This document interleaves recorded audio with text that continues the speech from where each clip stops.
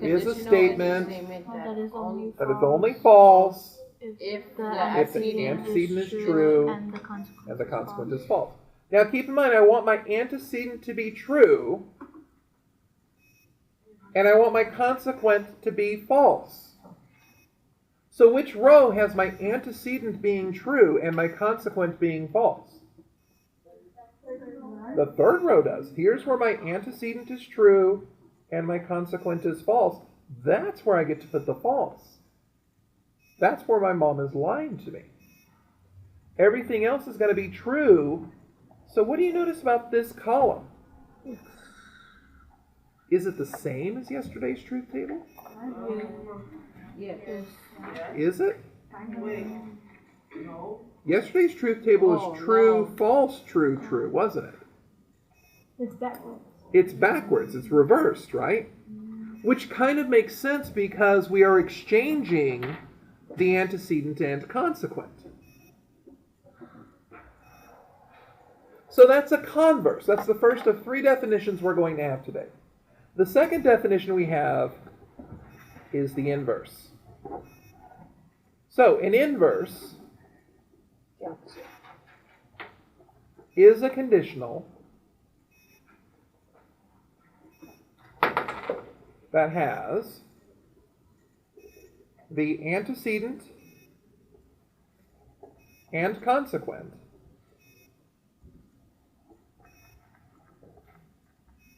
negated.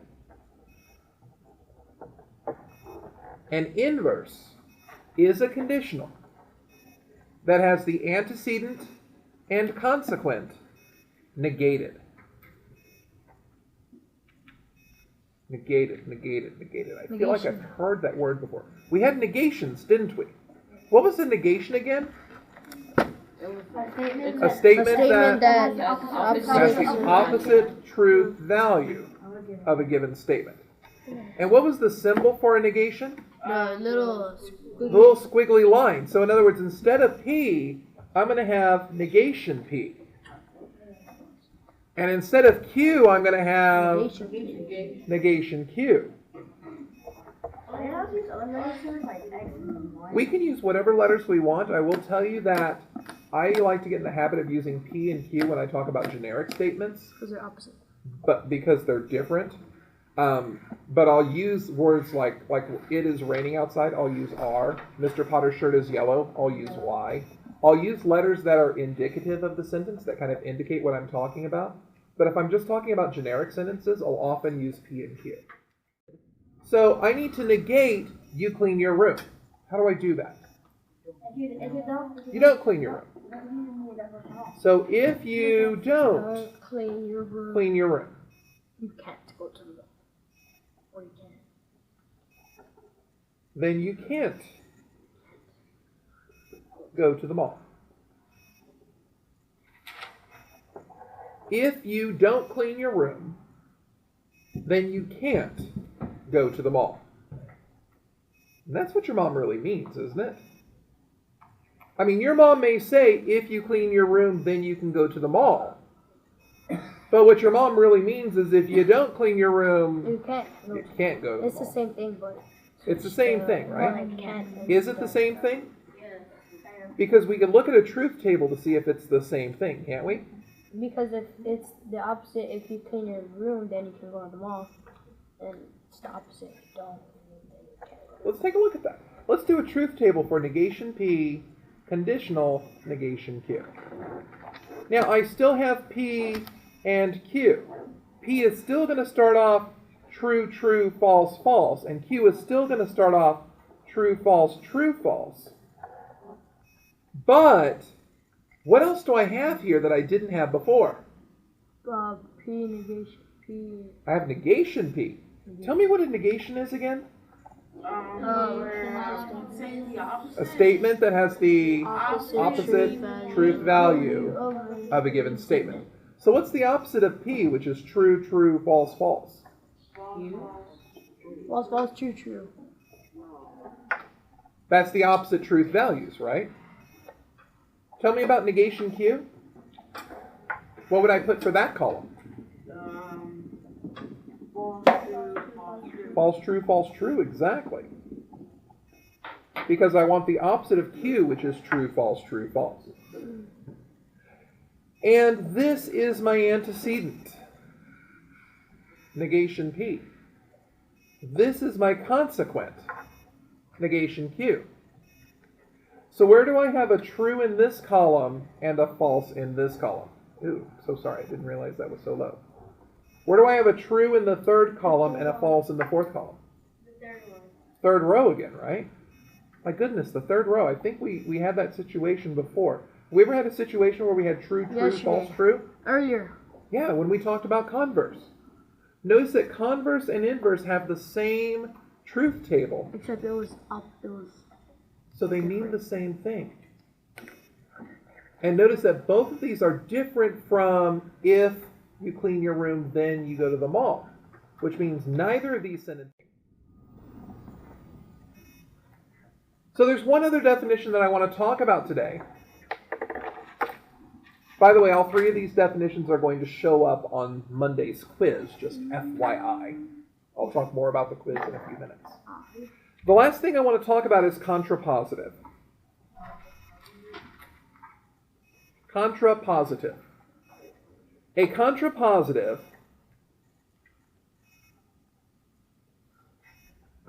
is a conditional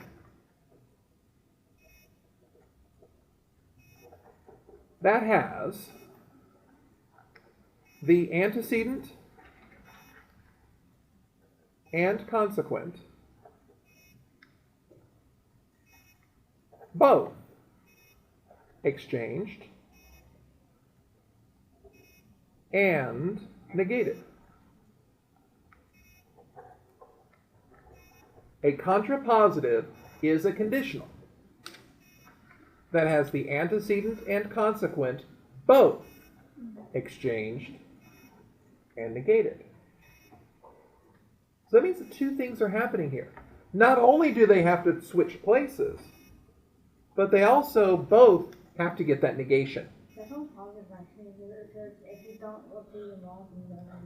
I know, it does. What would that sound like again? What would that sentence look like? If you don't go to the mall, then If you don't go to the mall, Then you didn't clean your room. you don't go to the mall, then you didn't clean your room.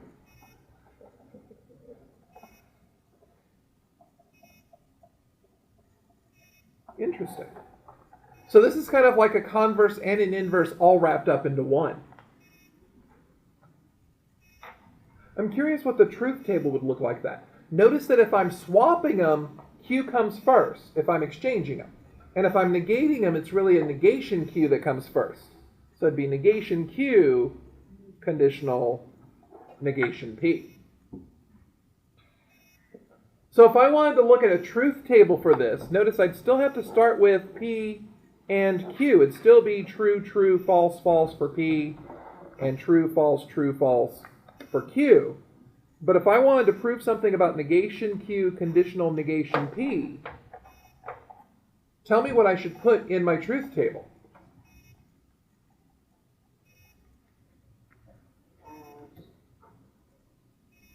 Well, tell me what letters I should put on top first before I start doing falses and truths. I really should have negation Q in here. Now tell me about negation Q. A negation is a statement that has the opposite truth value. So what's the opposite of false, true, false, true? So I want false, true for this column. And what else do I need? negation P. I need negation P. A negation is a statement that has the opposite truth value. So what's the opposite of P? Negation. It'd be negation P, but it'd be false, True. true. So if this is my antecedent, this third column, negation Q, and this is my consequent, the fourth column, negation P, when is my mom lying to me? Which row? The third. The last one. Oh no. Where do I have a true and a false? Second row. That's where I have the true followed by the false. That's the only place where my mom is lying to me.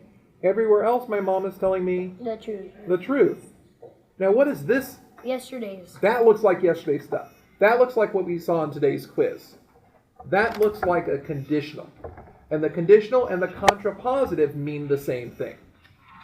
The converse and the inverse mean different things from the conditional, but they mean the same thing as each other. So, I want to talk about what's going to be on tomorrow's quiz. Monday's quiz. Well, tomorrow, Monday, same thing. That's the next time I'm going to see you. Okay?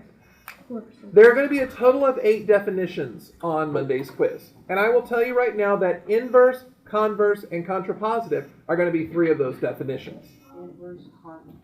Inverse, converse, and contrapositive. The 3 definitions we did today. I will also tell you that there are no truth tables on Monday's quiz. But I will tell you that you do have to write a converse sentence, an inverse sentence, and a contrapositive sentence.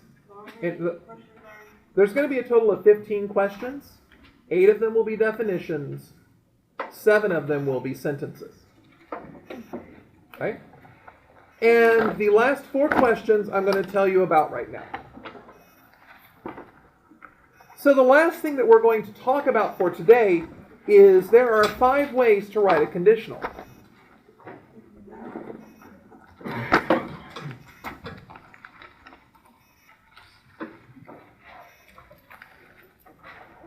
So remember, a conditional is just plain old P arrow Q. And we're used to seeing this as if P, then Q. So in other words, it's very similar to what we've been talking about all day. If you clean your room,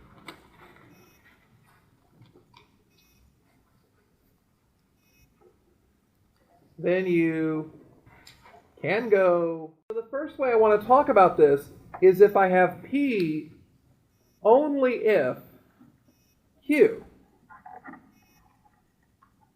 Now, a lot of people like to think of this as talking back to your mom. Okay? You clean your room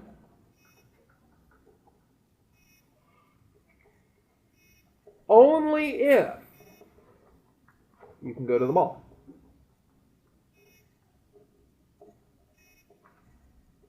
You clean your room only if you can go to the mall. Shouldn't it be I? Yeah, probably should be I. Remember, we can change these a little bit to kind of make them make more sense. Hey, I'll clean my room only if I can go to the mall. It says I clean your room. I clean my room only if I can go to the mall.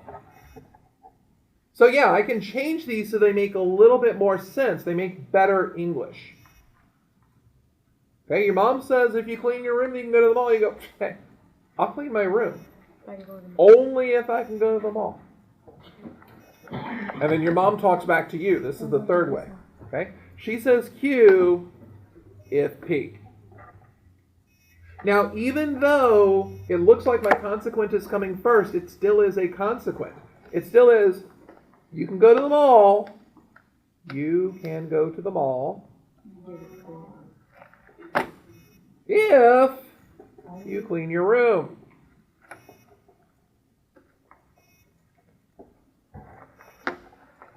All of these mean the same thing. All of these are different ways for writing the same sentence. If you clean your room, then you can go to the mall. I'll clean my room only if I can go to the mall. You can go to the mall if you clean your room. The last 2 that we're going to talk about, these are your more scientific. So if I was to read in Discover Magazine, Discover Magazine is not going to say, if this, then that. They're going to use bigger words. They're going to use $5 words. They're going to say something like, P is a sufficient condition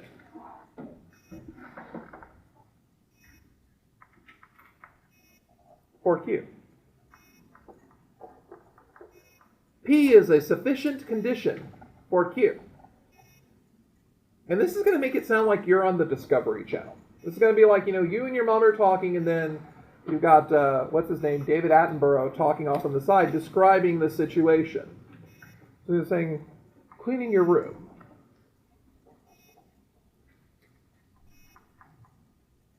is a sufficient condition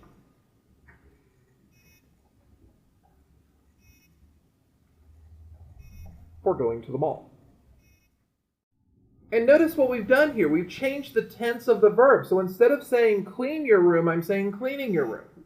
Instead of saying go to the mall, I say going to the mall, just to make the word sound better. This sounds more like English. This sounds like someone's narrating my life story on the Discovery Channel or Animal Planet. Cleaning your room is a sufficient condition for going to the mall. And there is one other way that kind of does the same thing. It's this high science sounding stuff. Q is a necessary condition for P. So it's going to say, going to the mall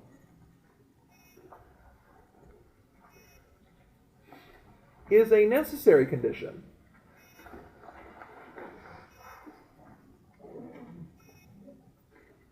for cleaning my room.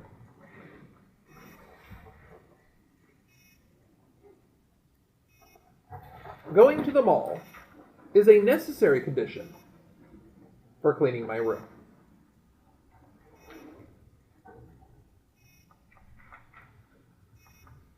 So we have 4 other ways, other than just if P then Q, of writing a conditional statement. We have this P only if Q, the I'll clean my room only if I can go to the mall. We've got Q if P, I've got you can go to the mall if you clean your room.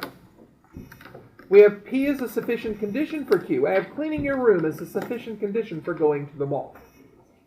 And then Q is a necessary condition for P. Going to the mall is a necessary condition for cleaning my room.